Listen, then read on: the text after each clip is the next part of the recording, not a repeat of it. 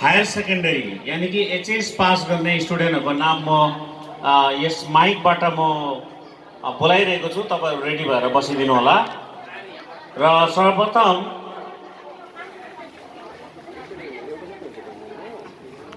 86% ल्याएर पास गर्ने एचएस का क्यान्डिडेट कृपा सुब्बा सायद आउनु सकेको छैन। उनीहरू सिलिगुडी हिजो गएको थियो र आउनु सकेको छैन। कृपा सुब्बा 86 र त्यसरी नै सञ्जना लामा 84। सञ्जना लामा उनीहरू पनि यहाँ छैन। उनीहरू सबै कलेजको फर्म फिलअप गर्नु गएको रहेछ। र अर्को स्टुडेन्ट अमन लामा 80% र त्यसरी नै 77 ल्याउने ढेन्डुप लामा र यसरी नै सुशान्त प्रधान सनप रोशन प्रधान र अर्को स्टुडेन्ट धीरज उराउँ 60% सनप विकास उराउँ यति। र अर्को स्टुडेन्ट छ प्रणय लामा, उनीहरूको पास गरेको तर यहाँ मार्क्स मैले पाएको छुइनँ।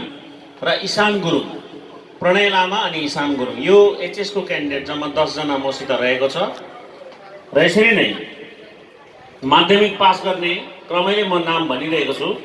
स्वयं Gurung son of Santosh Gurung, Yonten Lama son of Binod Lopchan, Prashant Lama son of Sanju Lopchan, Dupchen Lama son of Sumanti Lama, Rajiv Uraon son of Bikash Uraon, Surmaya Lama son of Harkaman Lama, Priya Lama Sunmaya Lama daughter of Harkaman Lama, Priya Lama son of daughter of Sanjay Lama, Dev Tamang son of late Amjad Lama.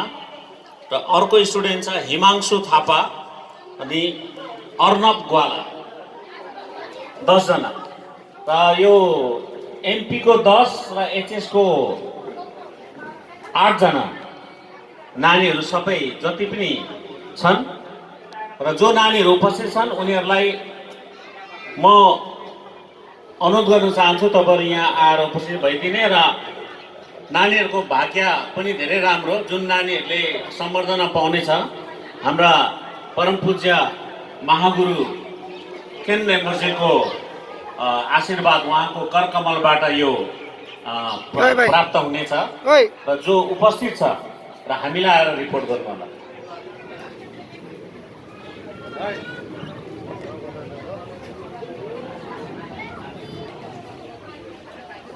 र यसरी नै राजीव पुराउलाई पनि म यहाँ मञ्चमा बोलाइरहेको छु। क्लास 10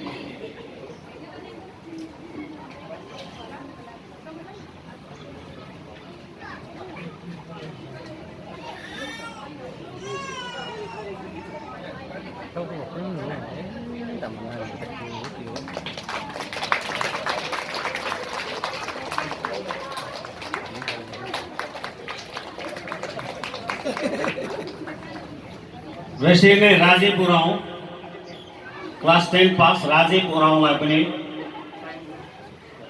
र राजीव उराउँ पछि स्वयं गुरुङ क्लास 10।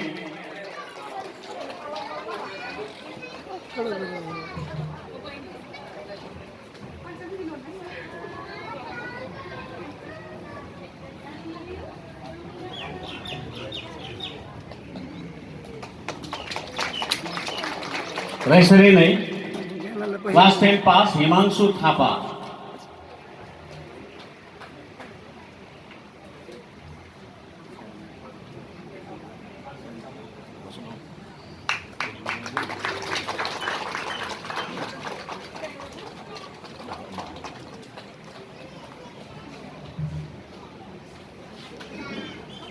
अर्को स्टुडेन्ट प्रिया लामा क्लास 10 हैन, क्लास 10।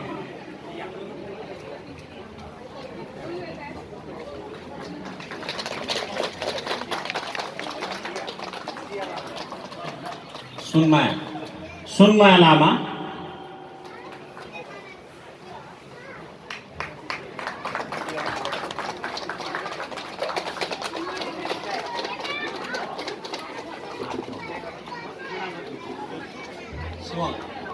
लिवाङ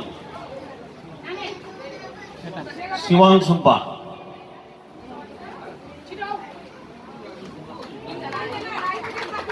त्यो क्लास 10 को भयो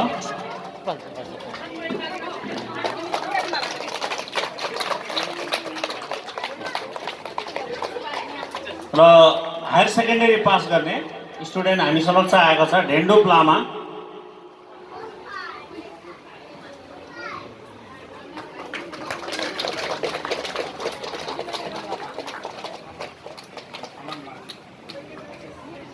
र यसरी नै अर्को स्टुडेन्ट आएछ एचएस अमन लामा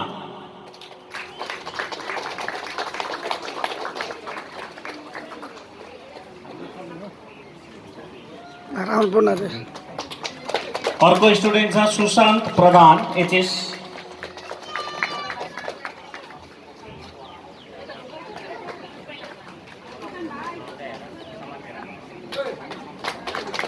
र यस पछाडि कृपा सुब्बा जसले 8 नम्बरमा चाहिँ हाइएस्ट पर्सेन्टेज लिएर आएको छ 86% नेपाली स्कुलबाट 86% मा सेकेन्ड स्कुल टपर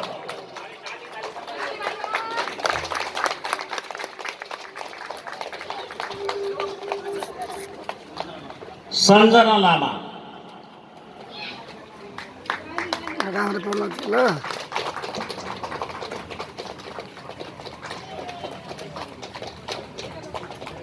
त्यसपछि ईशान गुरुङ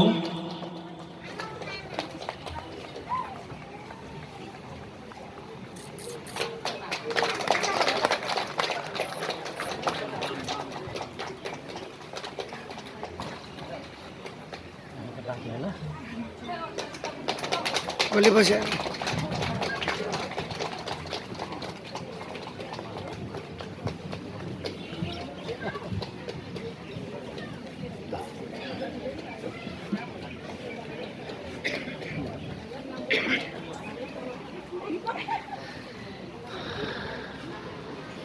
जो अहिले भर्खरै हामीले माध्यमिक र उच्च माध्यमिक पास गर्ने नानीहरूलाई भविष्यमा अझै राम्रो उत्कृष्ट परीक्षा फल लिएर पास गर्न सकुन् र जिन्दगीको गोरेटोमा सफलताको शिखरले उनीहरूको पाइतालालाई चुमोस् भन्ने उद्देश्यले यो गुम्बा कमिटीले चाहिँ उनीहरूलाई प्रेरणा स्वरूप यो मायाको चिनो प्रदान गरेको हो र यसरी नै धर्म कर्ममा पनि शिक्षासँगै भौतिक शिक्षासँगै धर्म कर्ममा पनि रुचि राख्ने मानिसहरूको हामीले कदर गर्नुपर्छ। यत्रो उमेर यत्रो वसन्त पार गरेर घरमा बसेर मिठो मिठो खाने बेलामा है कसैले त धर्म कर्म भनेको बुझेकै हुँदैन है। घरमा बसेर खायो बिमारी भयो बस्यो त्यतिमै नै हामीले धेरैको जिन्दगी बितेर गएको देखेको छ। तर पनि यो उमेरमा मेसपाडा 8 नम्बरमा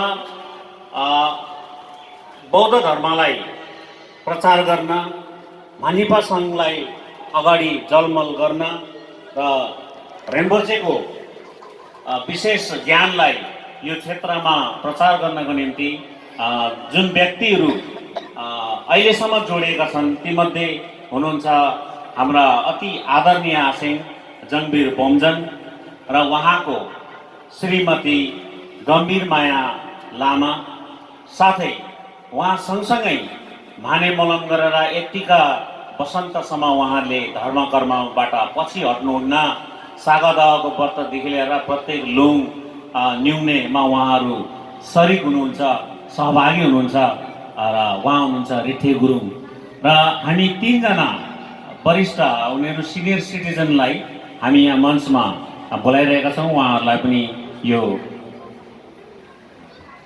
उहाँहरूलाई एउटा सम्मान प्रदान गर्नको निम्ति रेम्बोचेको पुण्य उपस्थितिमा र उहाँहरूसँगै गुम्बालाई मैला हुन नदिन यो गुम्बा परिसरलाई एनी टाइम सरसफाइ गर्ने, गुम्बा परिसरमा रोपिएको रुखपात बिरुवाहरूको सुरक्षा गर्ने र गुम्बालाई सरसफाइ गर्ने, मार्मे सफा गरेर राखिदिने केयरटेकर हाम्रा अति आदरणीय आसेङ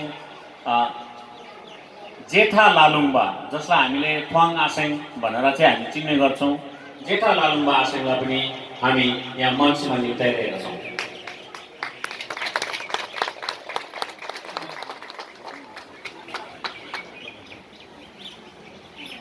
एकछिन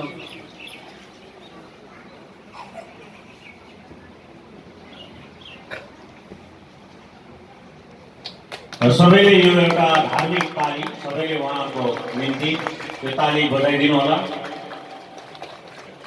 र यस उमेरमा पनि उहाँहरूले यो धर्म कर्ममा कसैलाई पछि नहट्नु भनेर उपदेश दिइरहनुहुन्छ र आफै पनि सरिक हुनुहुन्छ र उहाँहरूलाई यो मायाको चिनो स्वरूप यो साङ्गेको यो थाङ्का रेम्बोजेको करकमलबाट प्राप्त गरिरहनु भएको छ।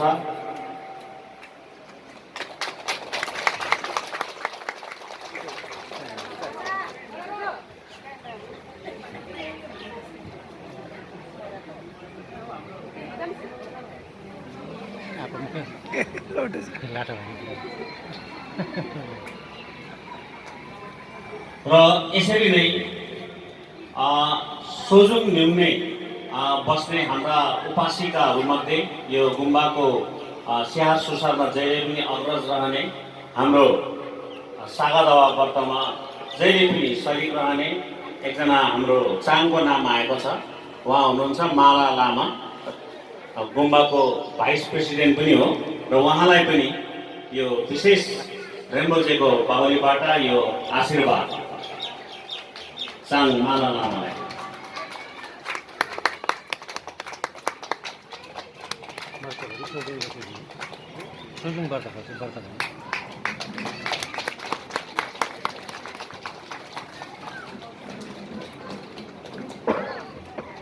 र यसरी नै यो सागादावामा गत 1 महिनादेखि सागादावामा ठुलाहरू सँगै बसेर सेवा गर्दै आउँदै होइन, यहाँ गुम्बामा बिहान बेलुका जहिले पनि सागादावाको मोलममा उपस्थित हुने त्यो नानीहरू, त्यो कोमल हृदयको नानीहरू जसले चाहिँ अहिले संसारलाई चिनिरहेको छ र उनीहरूले अध्यात्मलाई पनि आत्मसात गरेर सरिक हुने नानीहरूको नाम म यहाँ पढाएर सुनाइरहेको छु र ती नानीहरूलाई पनि रेम्बोजेको आशीर्वाद प्रदान होस् भन्ने चाहन्छु र उहाँहरू पनि यहाँ मञ्चमा बोलाइरहेको छु।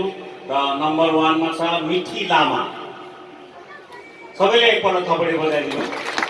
सानो नानी भयो भने सागादावा बस्नु सक्छ नानीहरूले। अझै उहाँभन्दा सानो नानी छ नेसाङ लामा। नेसाङ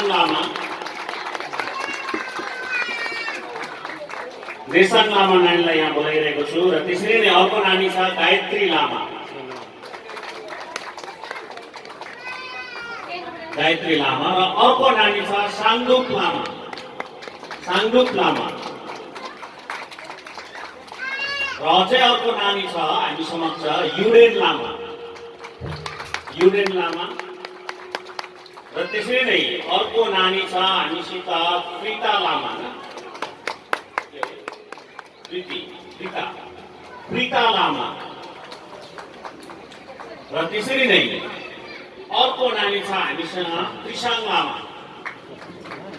त्रिसाङ लामा र सानो नानी छ त्रिसाङ लामा, प्रिता लामा। यी नानीहरू पनि सागादावामा सँगसँगै ठुला बडाहरूसँग बसेर सागादावाको मोलम पालन गरिरहेको छ दिनरात।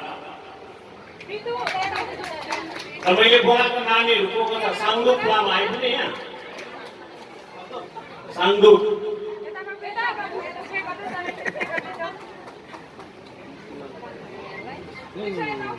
र यो चाहिँ एउटा गतिलो उदाहरण हो। हामीले सालभरि हामी विभिन्न खानापिनाहरू तामसिक भोजनहरू गर्छौँ। तामसिक भन्नाले अब होइन त्यस्तो भोजनहरू गर्छौँ। सालमा सागादावाको बेलामा 1 महिना या 2 महिना या 3 महिना हामी शरीर शुद्ध हुने सादा भोजन गरेर भगवानको निम्ति यो व्रत बस्दाखेरि हाम्रो शरीर काय र हाम्रो मन सबै शुद्ध भएर जाने रेम्बोजेको बारम्बार प्रवचनमा भन्नुहुन्छ र यस्तो काममा पनि यी नानीहरू पछि छैनन्।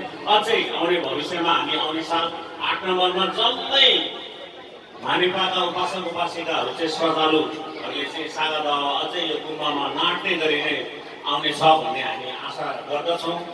र यसै क्रममा म हाम्रा सागादावा बस्ने यो सानो नानी त्रिसाङ लामा कृष्ण लामालाई एउटा कविता लिएर प्रस्तुत भइरहेकी छिन्। नानी कृष्ण लामाले कविता सुनाउने अरे।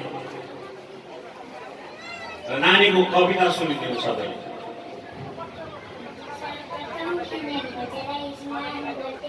उपस्थित हुनुभएको सबैलाई तर्सिदिएर ठुलो आज साकादावाको उपलक्ष्यमा म सानो कविता भन्न गइरहेको छु। मेरो कविताको शीर्षक हो साकादावाको पुण्यतिथि। साकादावाको दिन पुण्य कमाउने बेला। साकादावाको दिन पुण्य कमाउने बेला। शान्ति र शीत पाउँछ र मेटेर दुःख कोइला। शान्ति र शीत पाउँछ र मेटेर दुःख कोइला। दुःख काट्ने मार्ग देखाए अस्तामको बाटो। दुःख काट्ने मार्ग देखाए अस्तामको बाटो। प्रेम अहिंसा करुणा हो जीवनको साँचो। प्रेम अहिंसा करुणा हो जीवनको साँचो। बुद्धं शरणं गच्छामिको बुझ्यो यो मन्त्र। बुद्धं शरणं गच्छामिको बुझ्यो यो मन्त्र। प्राणी मात्रामा शान्ति छ होस् खुलोस् पृथ्वीको तन्त्र। धन्यवाद। नानीलाई धेरै धेरै आशीर्वाद। सुन्दर प्रयास कविता मार्फत सागदा